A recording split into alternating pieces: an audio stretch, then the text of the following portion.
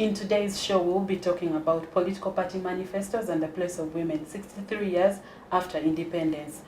In that, we'll be looking at the historical context, manifesto promises versus the policy reality, women as voters and leaders, and the way ahead, of course. I'll introduce my panelists, starting from my extreme left, coming in.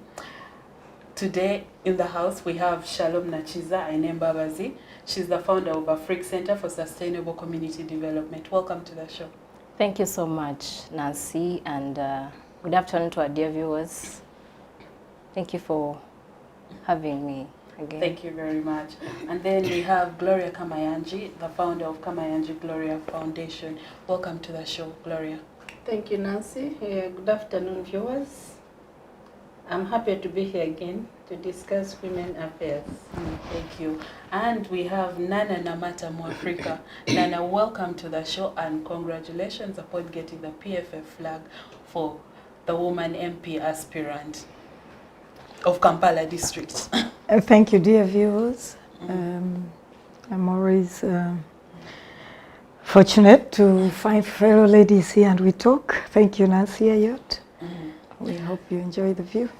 Yes, so we will of course ask the questions on women's, on when women's issues made it to the manifestos meaningfully and why the same promises reappear every election season. But to begin the conversation, Gloria. Should I start with you? Please, feel free. Yes.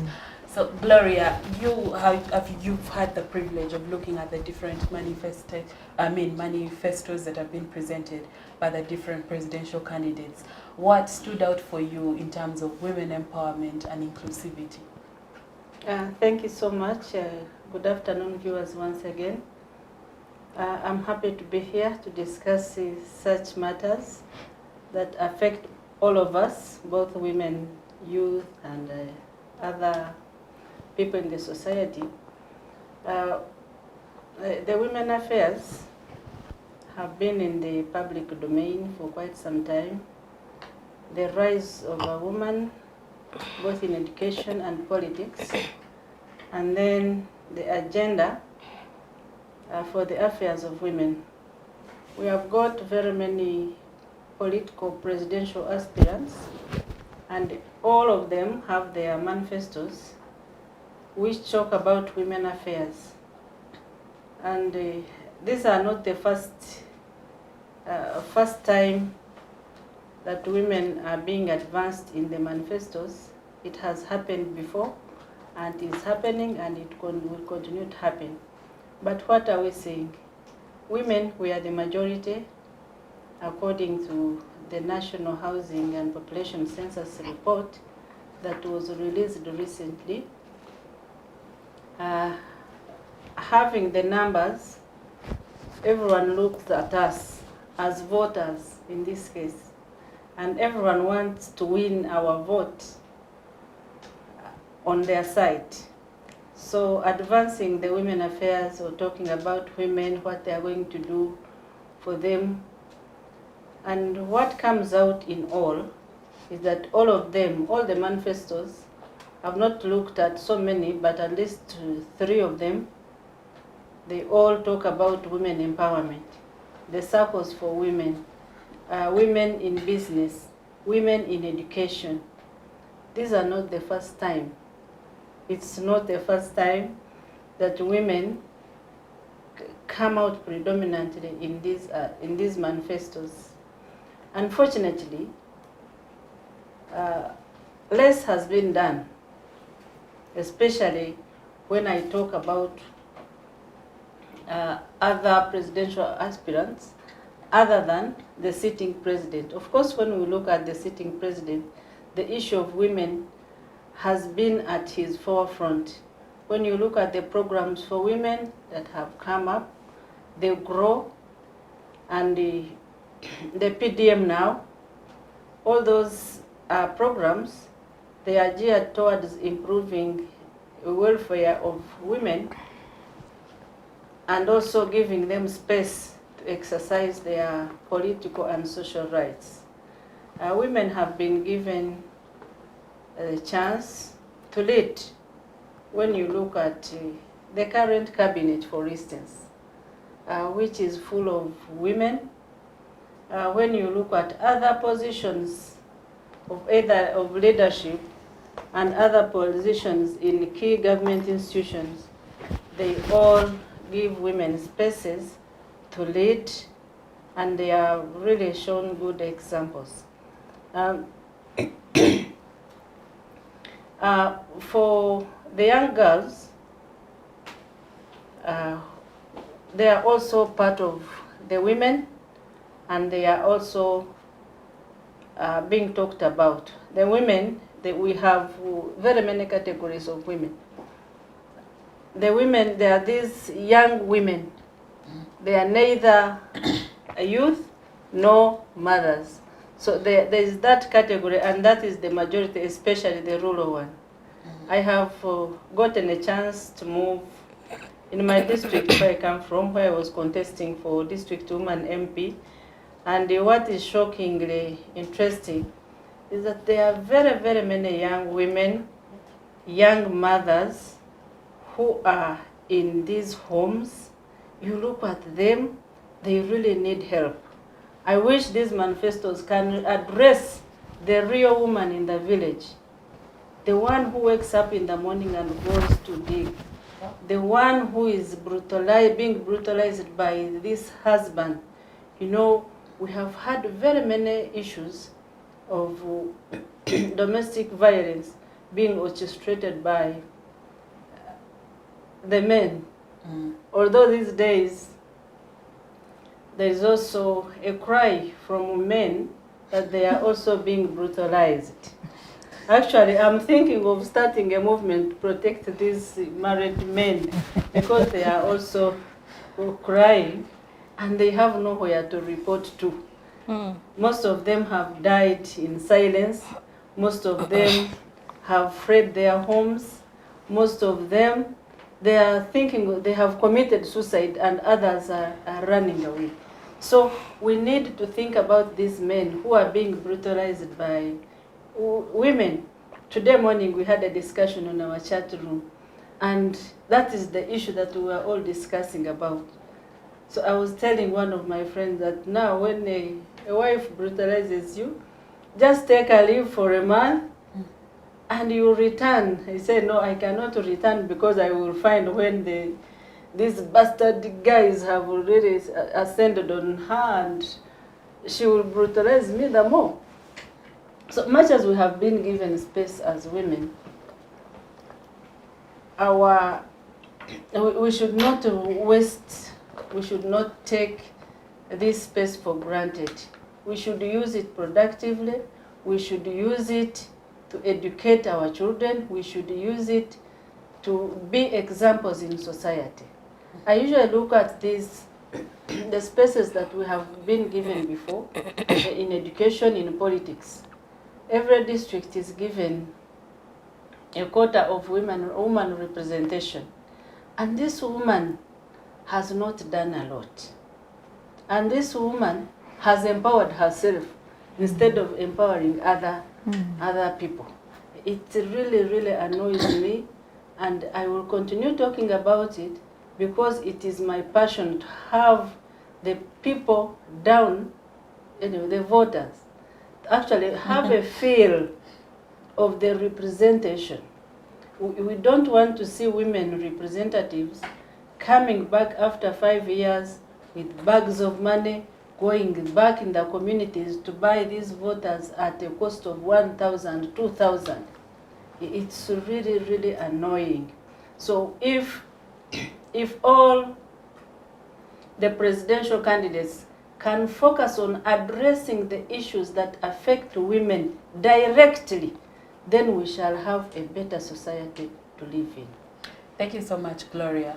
I was about to stop you because you were preempting the rest of our conversation. Exactly. So, Nana, I will now invite you to the conversation. Let's talk about our historical context as women, right? How have we shaped visibility and participation in politics over the years? The recognition of women on the political scene in Uganda I think really gets serious after the 1995 Constitution. Yeah. There is many beautiful rights for women cited in our Constitution, except sadly a lot of it remains buzz lines. Empower women, keep them free from discrimination. Women shall have equal rights to, owning property, nationality. A lot of it, indeed, when you read it, in reading, it sounds very, very beautiful. Sadly, in reality, women remain on the bottom of a very, very rough pyramid. Women and girls suffer. Let's talk, I live in the city. The city context is that there is a very, very alarming rate of urban poverty. Women and youth disproportionately affected.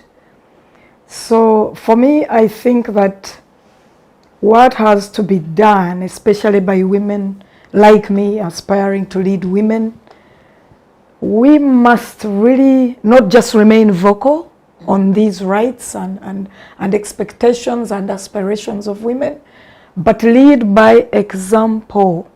If I am today, I'm a businesswoman, for example, I'm a rights defender, so really I'm at the center of this topic every day. I see women, she mentioned something like grow, she mentioned something like the president really trying to steer the wheel in the direction of women rights and empowerment. It is unfortunately not enough to just keep speaking these things, giving statistics that are nearly, just doctored or manufactured. The grow loan, for example, this is usually like World Bank money. We also saw the scandals on social media, women asking who actually touched this money. So we saw a scandal on, was it Heroes Day, or there was a big day of this government. And one lady in Chankwanzi, she's called Mama Janet, that's her political name. She stood in front of the president and told him, look, Museveni, these things you talk of, PDM, that woman, she's a Chankwanzi lady, very vocal. She said, look, Mr. President, this money you're talking about, she was very clear in Uganda. The president goes, what about PDM? So don't even talk. So while the will might be there to advance women causes, I think that there are gaps in the practical things to be done. There are a lot of gaps. Women that are given power, for example, we have a lot of powerful women, yes. Like my sister said. The number of women in power has grown over the years. The power, for me, I usually find this power empty. I find it empty. We have powerful women in the law, we have them in the judiciary, we have them indeed in lawmaking, in parliament. But when you look at the plight of the woman, look at women, this chance of my showing up on the political scene, this 2025, 2031, I am learning so much more. I thought I knew about women suffering. Oh my God. I have moved in communities, a few communities in Kampala, Kisenyi, the ghettos of, you see, Kampala, about 70% people live in what you can call the ghetto, the very informal settlements. It's called what? It's not suburbs, it's, there is another word for it. They live in slums. If you see the life of the women in these settlements, very informal. I was fortunate to visit some women in Kisenyi, Kakajo zone, after a fire gutted a structure where about 100 people called home. But looking at the structure and what was being put back, Kalitusi trees and Bibati, and this is home to 100 people with children, men. The scale of urban poverty is alarming. What we read in the books comforts us. You see, women, these rates are in business. Access to finance for women to use in business.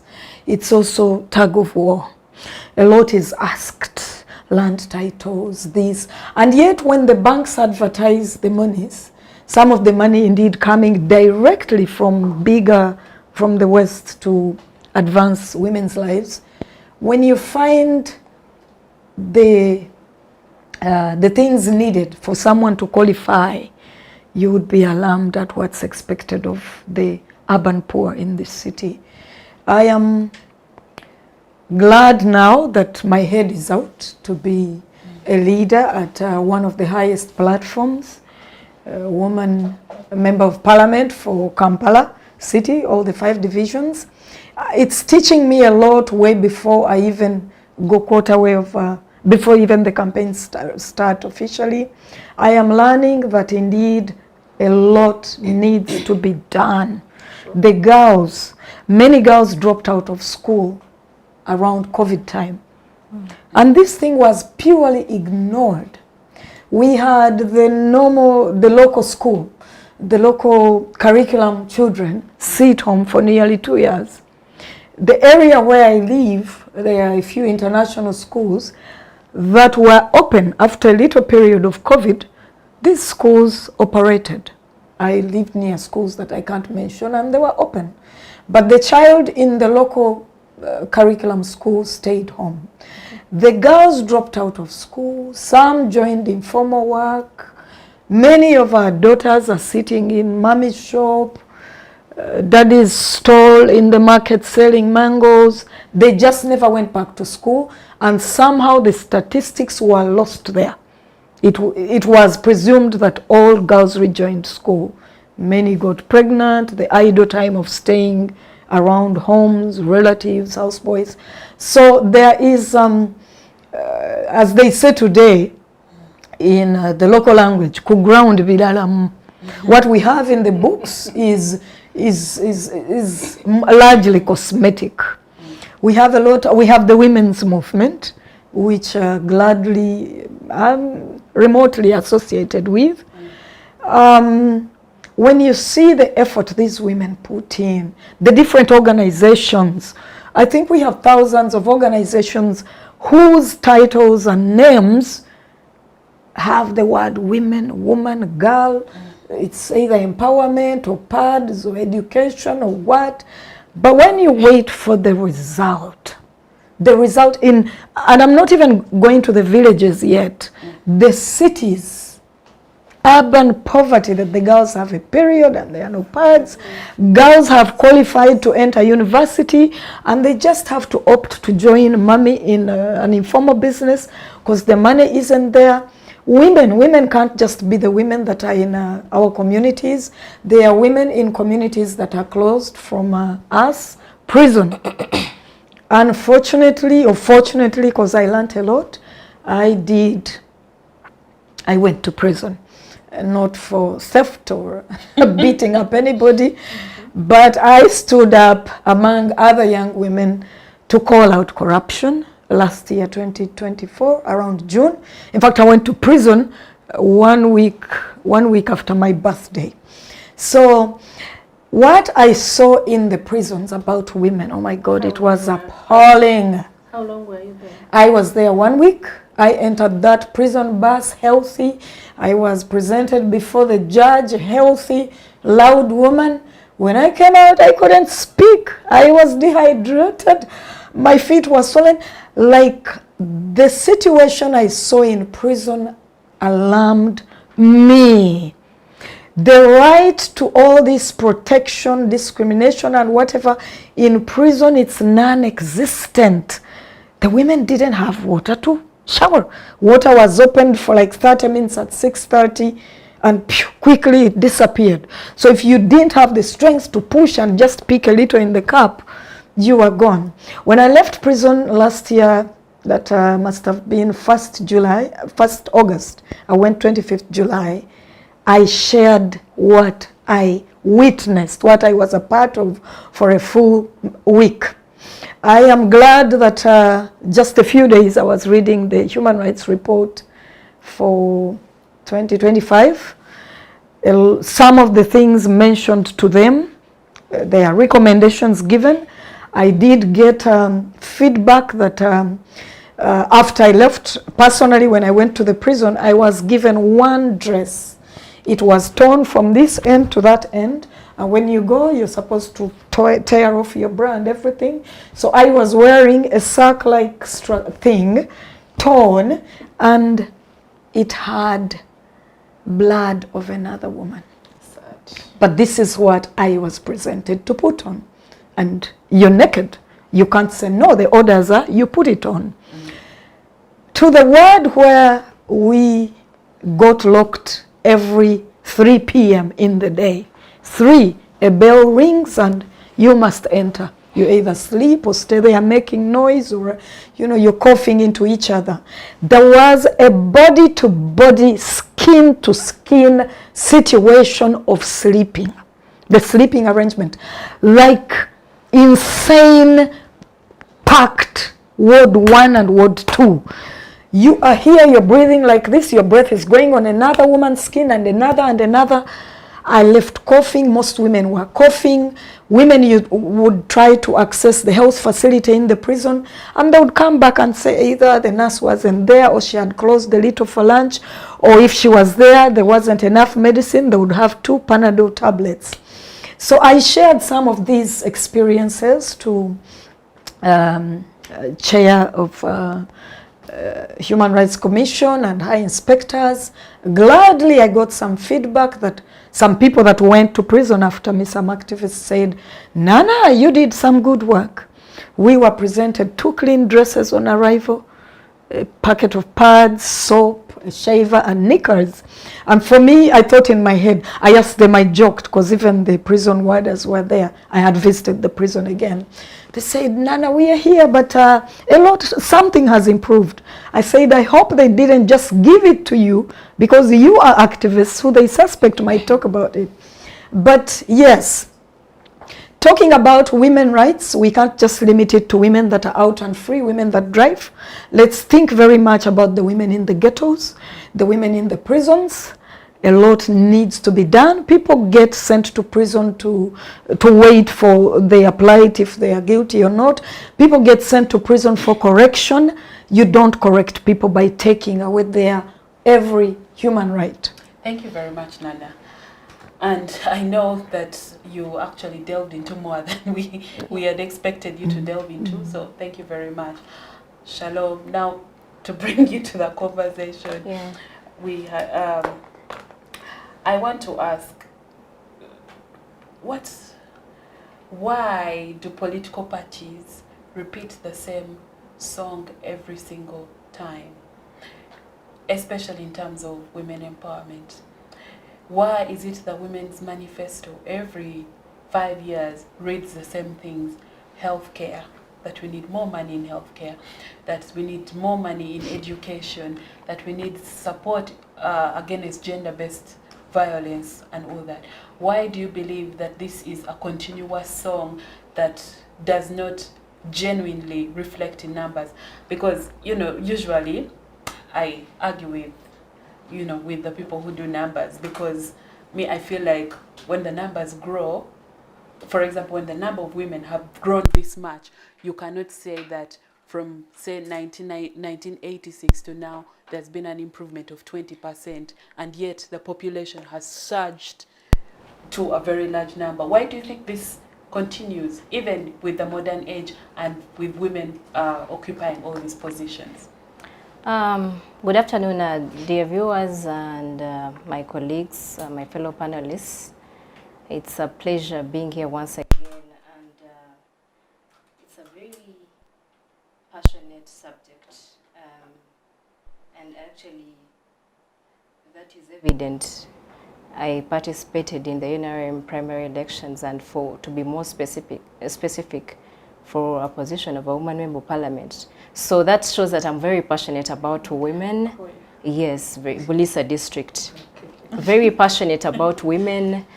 These are subjects that tickle me a bit, you know. And for me, I will try to take us back to the history of Uganda. Uganda as a British protectorate, and then here when we start to get independence, and of course, as I'm talking about this history, I want us to think about the position of women in the different governments. NRM is not the first government that we've had as a country. So we have to look at the different governments that Uganda has had. Nine of them, NRM being the ninth. Yeah, so we have where Obote was president, then Edward Mutesa from the 1962 to 1966, and then Apollo Milton Obote from 1966 to 1971, Idi Amin Dada from 1971 to 1979, Yusuf Lule, to cut the story short, Tito Okello Lutwa, 1985 to 1986, which brings us to the NRA capturing power. And so I want us to look at the position of women, both in leadership and every other aspect, how it was like. And then that will help us to weigh where our place is as women currently. In the past governments, women were just looked at as, they did more of supportive roles. They did more of social welfare.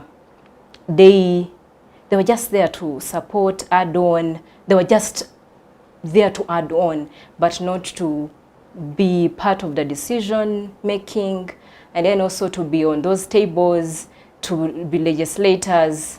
And the very first woman that we see came in the 1954, who in the legislative council, Legico. Yes. And that one was a white meanwhile. Yeah. So that shows you that as African women, we were far there. We were at the bottom. Yes, of the at chain. the bottom, not thought about at all. So, and then in the 1956, we see a representation of a woman, Pamela Chisoso-Onkole, who also went ahead and represented Ugandan women at the international scene and became the president of the International Council of Women between 1959 and 1962. So that is the first one. Yeah, I want us to move together and see how we move until now. So in the 1962, then we see Florence Alice Lubega, the very first woman member of parliament. Wow. Very first. Lubega. Yeah. Very first woman member of parliament in the cabinet, which was predominantly, largely occupied by men. So, for Amini's government, meanwhile, women were nowhere. Yeah? Nowhere at all. Point of information. Yeah. A little bit. Don't interrupt me. Just write it down. You will come in after I have spoken. If you want to inform me and have tickled you to say something, right? I will in fact quote him. Okay. Yeah, so I'm trying, you see, the subject of the position of women is not partisan. It is how far we've come, the journey, how we've journeyed through the different governments to reach where we've reached today. In the 1979, of course, we start to see CEDAW, you know, the universal, the international bills talking about the rights of women. And yeah, Uganda, that's how Uganda starts to come in. And of course, this required that all eliminations, all forms of discrimination against women stop. So that's how Uganda comes in the picture in terms of improving the women's agenda and empowerment and emancipation. And so all along, I should say, in the history of this country, there are a few issues that have kept women back.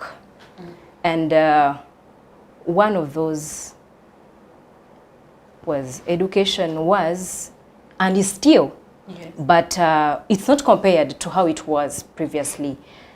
Financial inclusion, education, rights to own property, and unemployment. Yes. And so I would love us to really appreciate the fact that we've come a long way, and we, I'm NRM, and I'll proudly say that as the NRM under NRA stroke, which was NRA then, and now movement, women have moved a certain level. For example, looking at our parliament right now, and which has 556 members, and 189 are women, which is a percentage of let's say 34%. Not good, of course. We would want to see 50-50. 50-50, yes. Yeah. That would make us happy as women. Yes. To know that we are represented and well represented. Yeah, so that's where we are. And then also in the local councils right now, there were provisions in the 1995 constitution to make sure that, of course, which happened when Museveni came to power. We can't ignore that. We can't. When he captured We power. captured power, yes. Capture. He captured power, yes. So we see that there was a provision to make sure that 1/3 of the representation are women. And currently we have a representation of 45% of local councils who are women, representing women. Yeah, so I'll speak until the end of the day, but the truth is, looking at the different opportunities that have been given to women, to see that we now have vice presidents that are women, to see that we have a speaker who is a woman, to see that we have different women go to school. Oh, by the way, before I forget, I am a product of the universal education. Primary and education. secondary. Yes, I did my primary school from Bulisa, from a school called Bugoigo Primary School. You know, I love Bulisa so much, so I proudly... Because of oil. Not really, because that's where my story began. Just to stand near That's the how my oil. story began. I was born, grew up, and was raised in Bulisa. So I went to a universal primary education school. I made it. Went to secondary, and still did my secondary education, to be more specific, A level, in a universal secondary school, and I excelled. Went ahead and got government sponsorship to Makerere University. Yeah, Mama. you get me? So I am a product of affirmative action. I am a product of the different reforms that came in place as a result of the NRM government, and I appreciate that. Of course, if I hadn't, I wouldn't have made it, because just like many other girls, I won't ignore the fact that many actually fail to make it, because in my class, for instance, if I am to do a follow-up to date, many of my fellow girls didn't actually make it to university. They dropped off. Some got married, early pregnancies, and then there were a few cases of those that are not able to raise not school fees, but basic requirements, books, pens, uniforms. We usually saw some being chased. Thank God for us, we're able to actually, our parents were able to afford and enable us to go to school. So affirmative action has done a great job. I know that we have challenges here and there. Of course, some drop out because they're not able to afford. And then also, many don't make it to the universities. Yeah, but also, through affirmative action still, we have a very big number of women graduating from university as compared to men. Yes, 54% I should say of women graduating from school, from university compared to men. So to talk about manifestos, we have to see how the different governments tried so hard to see that they bring women into the picture, empower them, give them the opportunity to lead. That's all I can say for now, because I will speak until the end of the day. Thank you very much, so much. Shalom. And you know, this is why I said I have a problem with numbers. Women, ideally, are more than men. So it is only right that more women graduate.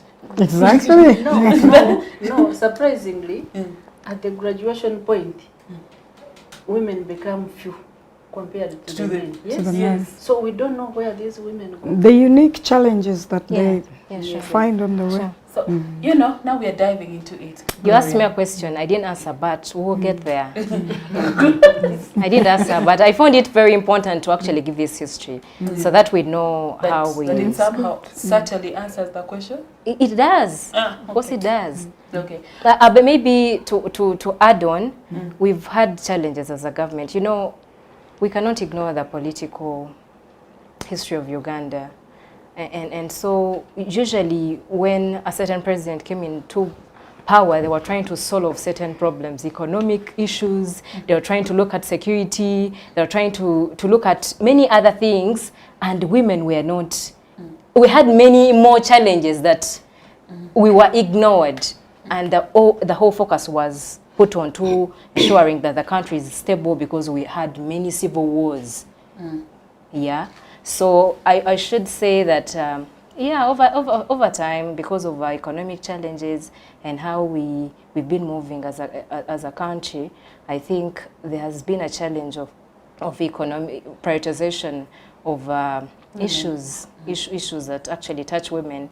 Let's say maternal health.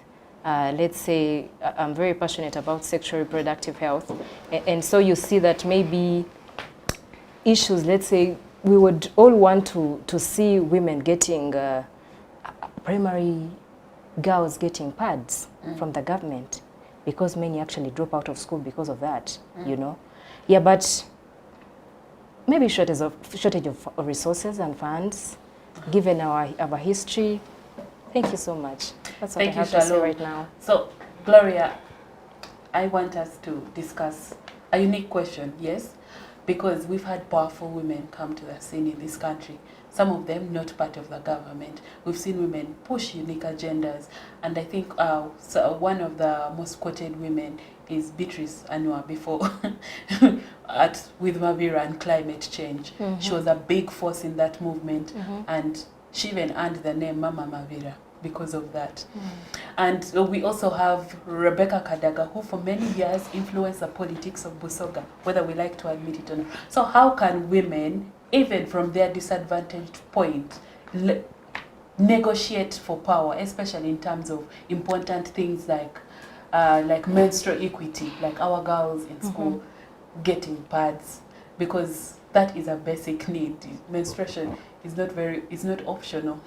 It's, you can't skip it, and when you skip it, you know there's a problem. So how can we leverage even from a position that is disadvantaged? Thank you so much, viewers. I always have a disagreement with this term called affirmative action. For how long will this affirmative action last? In countries like Ghana, they don't have affirmative action. And surprisingly, the number of women in parliament are almost equal to the number of men. So you wonder why this affirmative action is still being advanced up to now.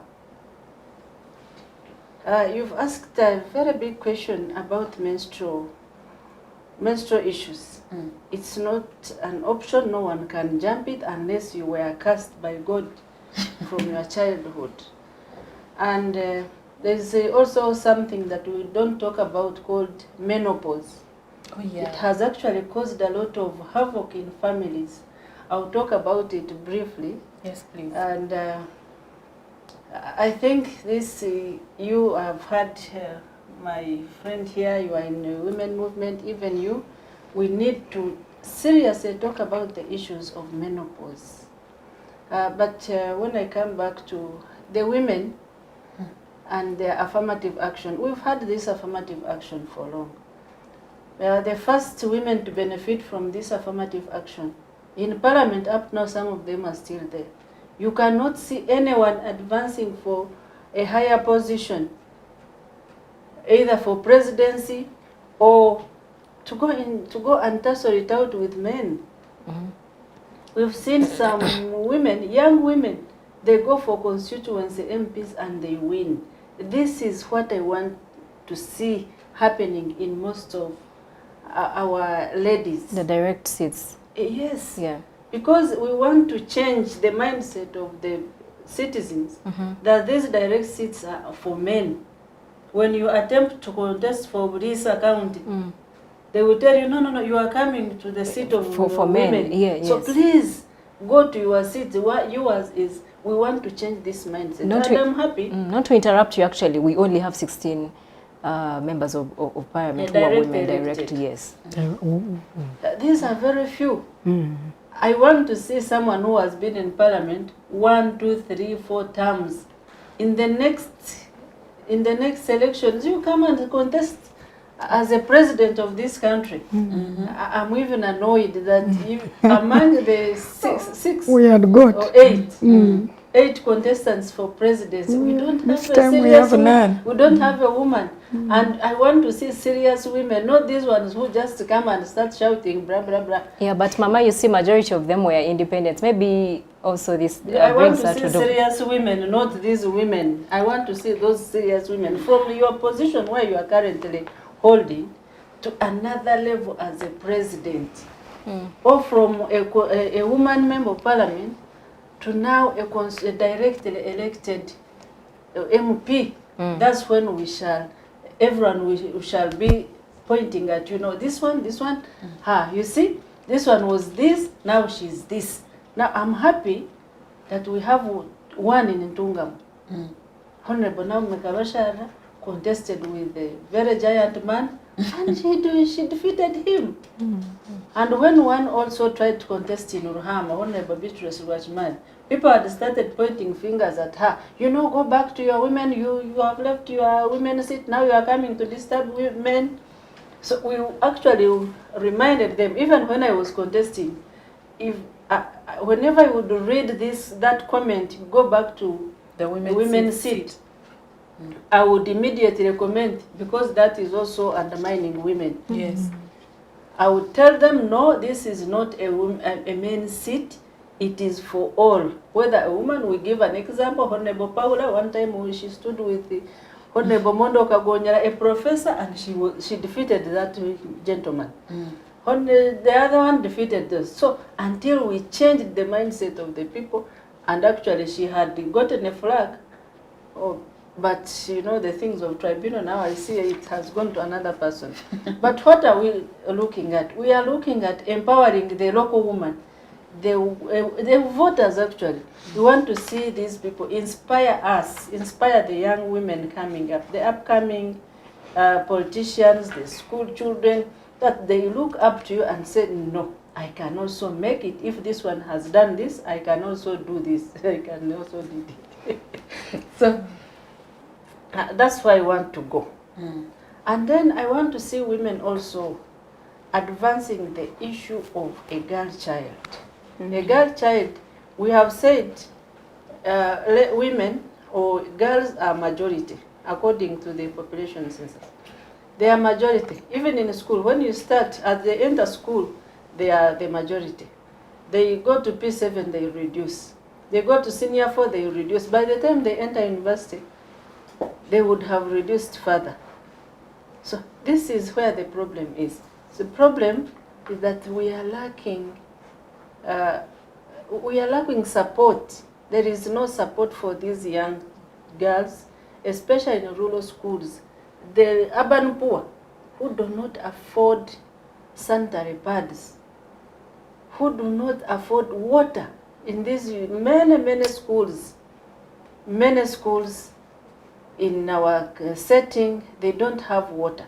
They don't even have rooms where these girls can go and change their pads. The matrons, the senior women, they are all there, but they have lost responsibility, or they even don't know. You are just there, you are just named the senior woman, but is there a program? Even the hygiene alone. Is there a program of Ministry of Education to train these senior women on how to handle these girls while in school? Laura, can I just interrupt a little bit? Yes. You talked about rural girls and the urban poor. Wouldn't you say that they're the people that target say group for things like affirmative action? Yes, giving you affirmative action doesn't mean to take you to education. Affirmative action can actually be giving you pads. Education is already your right. Attention. That is the affirmative action we can look at. Now, when I talk about these rural schools and then urban poor, I'm being segregative a bit, but why I'm doing that is because some of the schools in Kampala here, the parents can afford. But look at the person, a girl from Katenga Primary School where I went for my primary 7. These girls have dropped out of school. Once a girl starts her menses and there is nothing to help her, trust me, that girl will go to school, sit in class. They call it stamping. The girl stamps, the boys and other girls will laugh at her. The following day she will Tomorrow she will hide.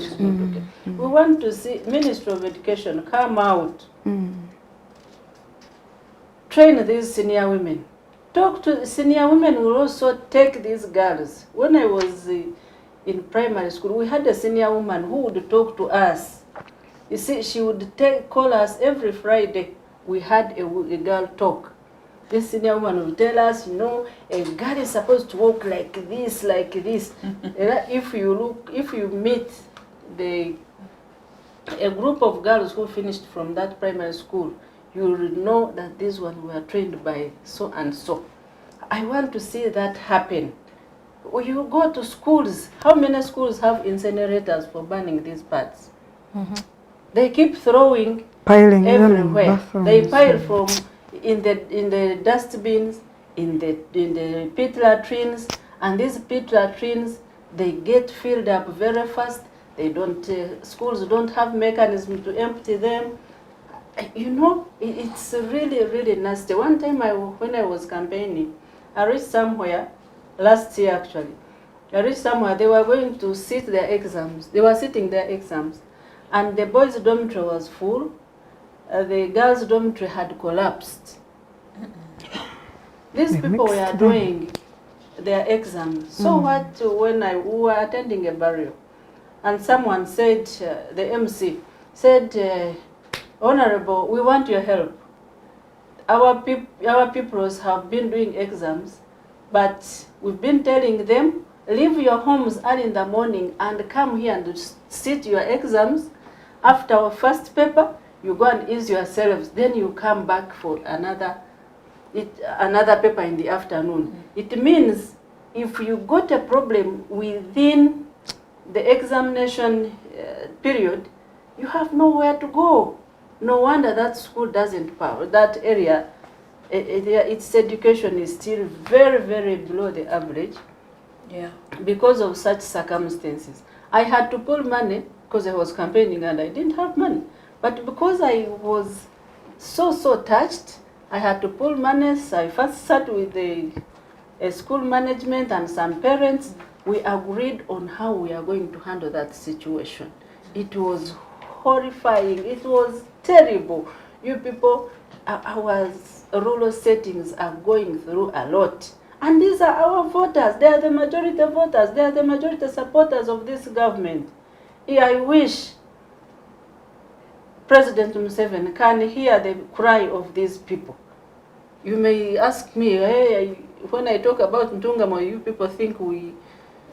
You were the first district. You are enjoying. The heavens. No. You arrived. No, if we don't talk about these issues, then we are deceiving ourselves. We are actually enemies of progress. There is a very, very big challenge. I want to see the girl leave home. You know, the young girls cannot estimate the days that they are going to have their menses. Something happens when you are in class and you stamp. How are you going to be helped? How are we going to sensitize and create awareness among other students that A, B, C, D can happen? When it happens, this is normal, and you don't laugh at this. We want to create this empowerment so that these girls, even if I stamp, like if I stamped now, I can walk comfortably, go out, clean myself, and come back, and none of you will talk about it. But these young girls, the teachers, do they understand the plight of these young girls? Now let me come back to menopause. Menopause has posed a very great challenge in our families. Many people don't know, and it has caused a family breakdown. When a woman reaches a menopause stage, you know, the sex urge reduces. As it reduces, the man is on his peak. Now you separate beds. When you separate beds, the man now starts harassing the woman.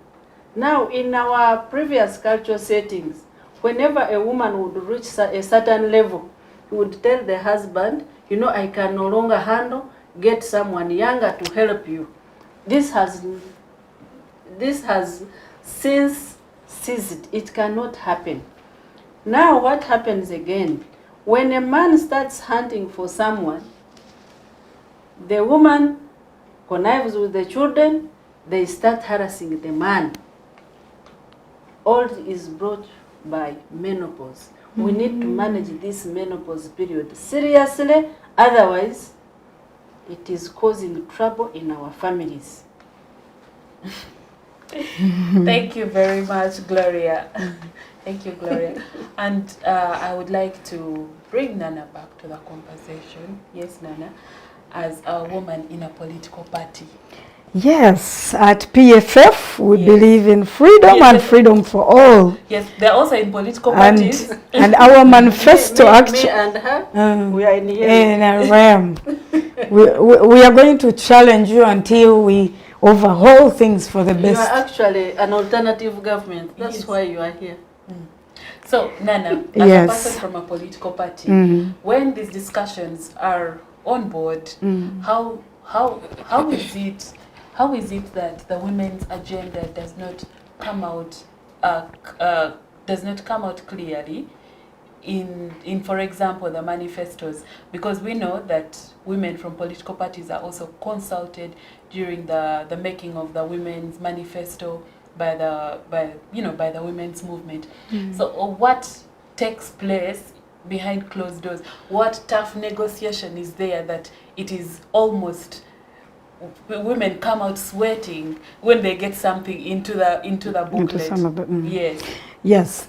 At PFF, in our constitution, to start with, it is said that participation of women shall be given a lot of emphasis. At no point are we going to have women presence that's below 40%. Anyway, in politics in general, women, there are challenges.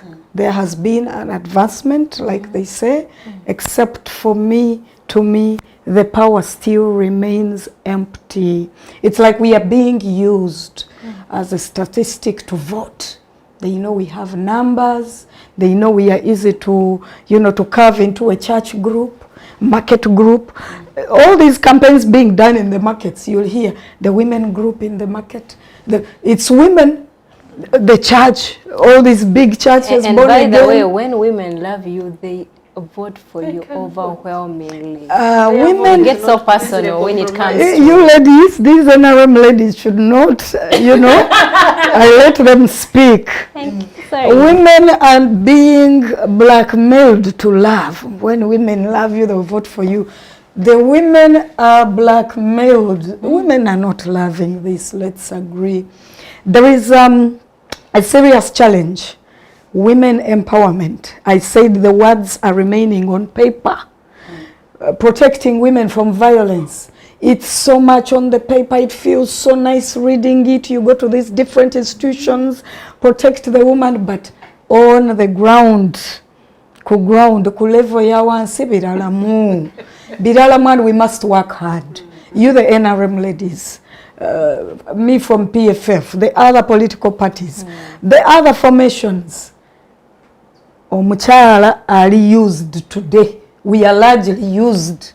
Actually, the word women works in the back. Nana, I'm an NRM person and actually passionate about my party. But when it comes to issues that affect all, affect women, affect youth, I don't have a party. I speak what is not true. Because you dwelled a bit on, for example, menstrual hygiene, menstrual health and hygiene.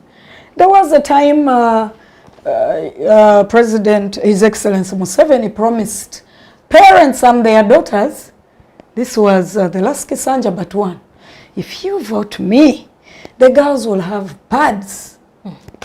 4 years into the term that they gave him, we are assuming they really even voted him. Parliament did not remind him. No, they were reminded. The wife on the floor of Parliament said there wasn't a budget for that. Yes, they said it at the beginning. But the primaries of NRM recently, there is money in sacks. You people, because my sister there said maybe sometimes the budget, it's not enough. There is so much to do everything else and not paper, cotton light. I mentioned priority, my sister. It's very it's a priority that women are healthy, that menstrual hygiene. My sister also talked about menopause. Past menopause, we have older women. When we talk about women, there's young women, there are the girls, middle-aged women, they are youth, but we also have the very old women. I have a grandmother, for example. My grandmother or other grandmothers need diapers. Diapers are overly taxed. When you think of, we are talking, what's the word, what's the buzzword, the rhetoric, the common word used, women, I lose the word, not emancipation, it will come. When it's all talked about in the line of the woman, we forget the oldest women need also protection. The things they use are very expensive. There aren't enough young people that are available all the time to take care of these elderly people. In the Western world, elsewhere in the world, they take old people maybe to centers where hired people are paid to take care of them. But in the villages where we come from, our grandmothers, we are all busy in the cities, we are busy, people are busy with universities. People have gone off to their marriages. These old people who have a small budget in this government, is it 20,000 a month or something? 25,000. 25,000 to the old woman. 8 years. Which 8 years. This old woman can't even, if she could still help herself go to the garden, she would use the 20 herself to buy maybe salt. But she's immobile probably. Her diaper a week costs 100 and maybe 40,000. So let's care about all categories of women, the young, the middle-aged, the youth, the what. When we talk about empowerment, as a woman, of course, that's getting into the political scene, for me, I'm thinking that there is very serious need to advocate and follow through. Don't just advocate. Don't just be seen on the floor of parliament talking women, girls. Huh? Let there be community settings. Let there be, there used to be inspectors of schools and what. Can we have people inspecting these women groups to see how the women are faring? Can we have, if there is a grant that caters for women to go borrow money for business, can there be some people to follow up and see how are they faring? Did the loan work for them? Did the disaster hit and the birds died, the chicken or the goats? Follow up on things is still a big issue. There needs to be a push for policies that really protect women's rights and also see that it comes off paper. It is done. Prisons are visited and inspected. Schools are inspected. Hospitals. Recently, the Prime Minister, in reaction to a young journalist's challenge to President Museveni, she took to Mukono, to a hospital in Mukono. In her own words, she agreed that it was overly filled. Hospitals are dangerously congested with a very small staffing. Doctors, nurses having limited resources to use. So rights of women, including access to reproductive health, protection from gender-based violence, desks where we can report issues of violence and we are heard, the norms, the unjust norms where if you have suffered, for example, sexual violence, to speak about it, you're the mad one. You have people whispering, hey, these things happen, you keep quiet. How does an old woman go and say she was raped? There is rape ongoing in these institutions. Early marriages. The early marriages, but leave the marriages, maybe the parents out of poverty are pushed into giving their girls into marriage. There is consent of some form. Wrong as it is, there might be consent. Pushed by probably poverty, the kids are out of school, these girls. But violence, particularly of sexual nature, is happening in universities, in secondary schools. Women are pressured to, for their bodies to be abused for exchange of marks, exchange of, taking a rank in the forces, taking a rank, a step in jobs. So indeed, also there is need to support women-led businesses. The microfinance banks, institutions and everything, the things needed by any woman to access any small cash to inject in a poultry business or goat farming or gardening, they are sometimes impossible for many women. There needs to be a thinking on that. We cannot develop, we cannot empower any woman and have gender equality when women cannot access a fund to do the simplest of businesses. There must be focus on creating jobs, technology, agriculture, tourism. We are lucky that we have, we still are not very big cities, that there is no land to cultivate. Even urban farming is possible. Women in these towns, if they are well trained, they can each have a backyard poultry setting. The children can have an egg before they go to school. So economic development, there needs to be focus on things promoting training, vocational training, youth groups, support the SMEs, ensure economic policies are inclusive and that they benefit all residents, especially those in informal settlements. I will repeat the word urban poverty. It's finishing people. My sister said something that may mean that the girls in the schools in villages are the ones suffering the most. Urban poverty, the poor in these cities, the poor in this Kampala, and they are the biggest number. Their children cannot afford the pads as well. This is not a village girl school thing. Even the girls in the city here. I said village and urban, yes, Yes. yes. But what's happening now in the cities, it's an overflow of problems. It's too much. There are informal settlements. They share a room. There are 4 boys. There are 3 girls. The father is there. The cousin is there. There are many issues that need to be looked at. Infrastructure and broken roads. Yes. All these things hurt women the more. All these things that are not going right hurt women the more. Women are the backbone of these communities. Most of the work is done by women. We haven't gone so far in industrialization. Women still have to bend in the bucket and wash clothes for the household. In places where advancement is really a wheel for the leadership, women should be advancing from having to bend and blow with the mouth into the fire, the firewood. We should have clean energy to use for women to remain healthy. And since you want me to conclude, I lose, of course, some of the points that I intended to say, but the women issue must shift from women becoming important only at the time of elections. In our political parties, we are luckily in the PFF, things are looking promising. We are not discriminated against. We are having equal participation. While in other parties I've heard outcries of people even being abused sexually, you willingly probably accept abuse, looking for a certain interest. We are still doing well in the PFF. We hope that we shall have a women-led revolution to the betterment of our country.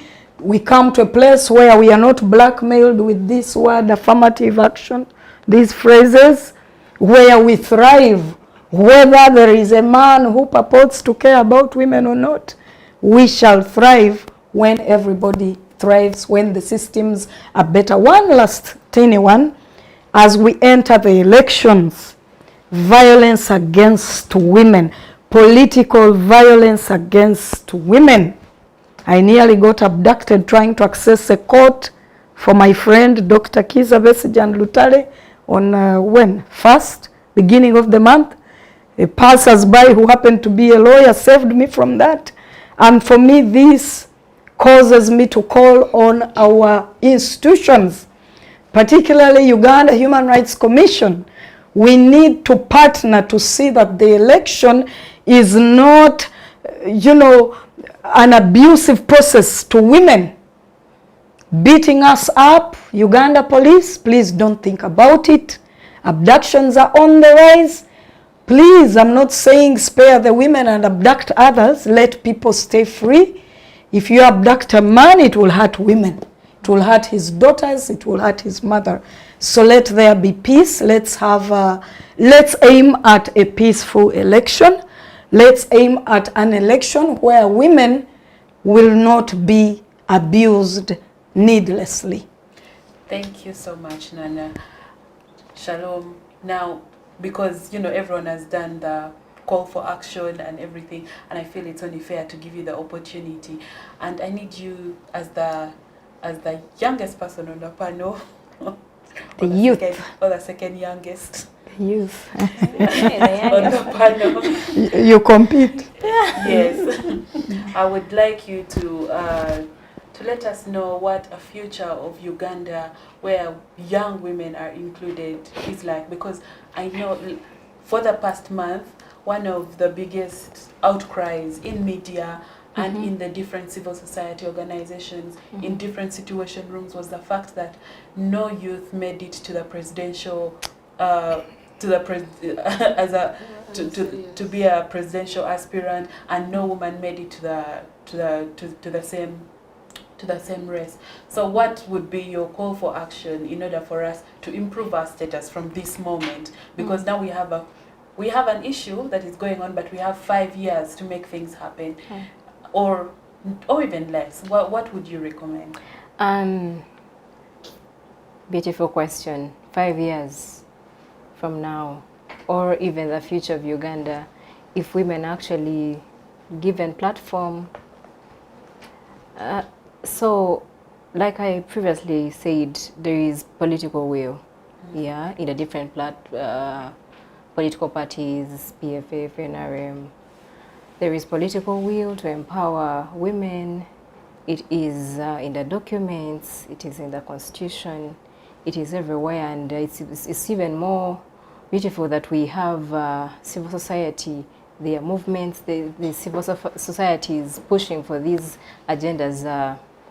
Maybe that's why we have we've got where we are now.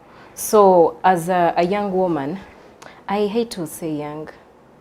I usually have serious arguments with people when they call me young, because I don't think I am.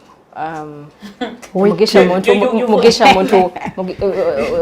Muntu and very many other, Mugisha Muntu, President Museveni and very many other, our elders, I should say, did remarkable things at 28, 29, 31. So it's just an illusion. Yeah, so, but the political will is in place. What we want to see as the young people of this country is the actualization. Very wonderful. Yeah, because truth to be said, they're in the constitution. Everything is beautiful in there. And of course, there are those that are not there, but majority are. There have been policies in place. We just need to see actualization. We want to see the numbers of dropouts reduce. Yeah, despite the existence of affirmative action, there are still school dropouts because of the poverty levels in our communities that are eating up people. So obviously, if I'm poor, why would I even start to think about taking a child to school, or a girl child? So Uganda's future is bright, but only if we make sure that all these policies, all these beautiful programs are put into action, and the government resources are invested and are put into use rather than being stolen by thieves. I don't like to, the Bible says that you shall speak the truth and the truth shall set you free. Uganda losing 25 billion to corruption. Is that 25 every day, right? To corruption. Oh my God, that's a lot of money. That so money would be us. buying pads for the girl child in Bulisa district. That money would be improving the health sector, and handling issues to do with maternal health and very many other things. So we are really doing well, but to get where we think the dream, should I call it the dream, the dream that we all have as Uganda to be a first class, a developed country, we have to see that implementation is actual effect. We want to see efficiency, we want to see effectiveness, we want to see thieves arrested. Thieves, I call them thieves. That's what it is. Yeah, because the Bible tells us to speak the truth. They are thieves. So that we can have more money to prioritize some of these urgent and important aspects that we keep talking about, that we are addressing right now, because most of this money actually goes in the wrong direction. But also I urge the leaders, the women that are in leadership positions, to actually do their responsibilities and role. Let's say, for example, the roles of an MP, you're supposed to do oversight, you're supposed to do follow-up, you do legislation, yes, but you're basically there to actually watch the government and see and make sure that the government programs are going on well. If it's PDM, like she mentioned, if you are a woman member of parliament for Ntungamo district, go on ground, find out whether the 30% that is in the papers, because in PDM, women are given that percentage of, make sure 30% are women. So do the follow-up, find out whether it's actually true that the 30% is actually doing what? Getting the money. Yeah, there are government programs that are very beautiful, but now the problem comes at implementation. Some of the money is stolen. The programs are not implemented well. Just like this mama that came on and told Muzei, hey, before this money, Muzei, sente wazitwala da. They make you fill in papers. Yes, they make you fill in papers. You keep waiting, but you can't get the money. They give the money to the relatives. The people that are not supposed to get the money are the get ones. Registered in women's Yes, they names. get the money. So surely we just need to see that as a country, we get serious about these subjects. Corruption at all levels. Corruption. Embarrassingly, between now and 1 year ago, we had 4 key women in government. 4 very powerful women mentioned in stealing iron sheets for the poor in Karamoja. Mama Nabanja, Anita, who is the girl Nandutu. About 4 key women. Women at such a level. Nana, you interrupt. As women, let's do better. You brought me there. You brought me there. You tickled me. Yeah, so I really want to emphasize, as a young woman in this country, I feel that we moved a step forward, and we are actually moving a step forward. I saw in the NRM manifesto, President Museveni promises to increase the PDM money. Yeah, so that obviously means that more women will be able to get the money. But if the other stakeholders that are responsible do not play their part to actually make sure that these women are actually getting the money, it is just a story. These are just songs. Well, I need us to finish this conversation. We are. Though it's still very sweet. It's very sweet. Yeah, but and we're way past time. Nancy, also the politics. As we were speaking, something tickled my mind, and I was wondering, us not having a candidate who is a woman on the ballot, the question that came into my mind: are the women willing to support fellow women? We are. That is it. What is the percentage? But also poverty. I told you about poverty. The woman who wants to go stand, there are so many factors. The 20 million, the signatures, when she goes for the signatures, the men want a favor. Ladies, we wrap up. We can continue the But it was a conversation. nice topic. Yes. So invite us to speak about the same subject. Please, Yes, and we it's can- very broad. And just like with our audience, I would like to thank all of you for coming and deliberating very meaningfully on this topic, giving your insights. One more thing. Just one more thing in a minute. Yes, as we give services to our people, especially in local governments, we need to use data to provide these services. Our departments, several departments in local governments, they are limping because they don't have money to reach out. The inspectors of schools don't go to inspect the schools. DEO doesn't go. Health inspector doesn't go. Health educator doesn't go. So who is supposed to deliver service when these people are seated in their offices? The issue is prioritize some of these sectors, give them money, they collect data, data is used to provide these services. Secondly, the women in leadership, do your work, do your work, do your work. Not only ladies, but the leaders, the members of parliament, go back and do your work. Look at these documents that come in parliament.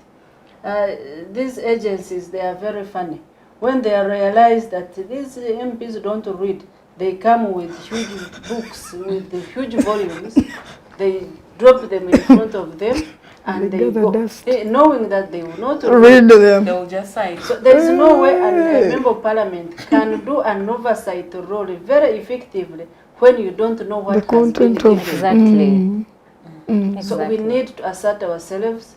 The people of Ntungamo really missed me being their member of parliament. Why did Bulisa you missed try me again? too. Bulisa missed me too. Oh, you were in the recent primaries. Yes, primaries. Oh, Even me. So, but, They missed me. come to I PFF. believe in matter But you of can time. lose even in here. At one time we shall deliver what we were anticipating to do.